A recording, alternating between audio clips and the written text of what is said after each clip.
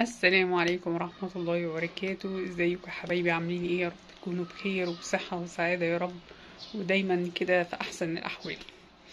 الأول كده نقول بسم الله الرحمن الرحيم، اللهم صل وسلم وبارك على سيدنا محمد. طبعا أنا يعني الكومنتات اللي أنا شفتها على الفيديو اللي فات مبسوطة بيها جدا والله.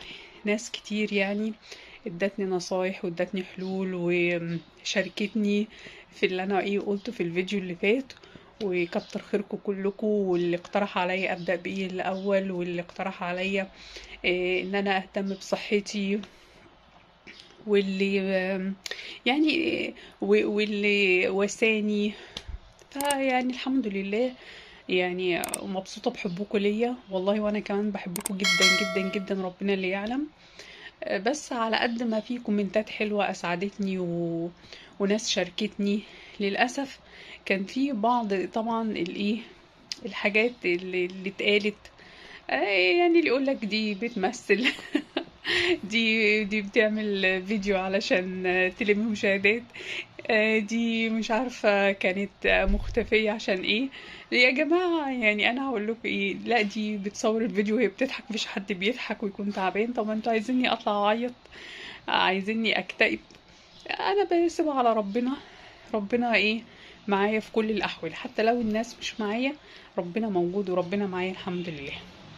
اما بقى حكايه ان انا بعمل فيديو عشان الم مشاهدين، يا جماعه انا قناه صغيره اصلا، انا قناه صغيره جدا، محدش لسه يعرفني غير المشتركين معايا بس في القناه. يعني انا مش يوتيوبر كبيره ولا قناتي فيها الافات، وده هم ما كملش 5000 متابع يعني.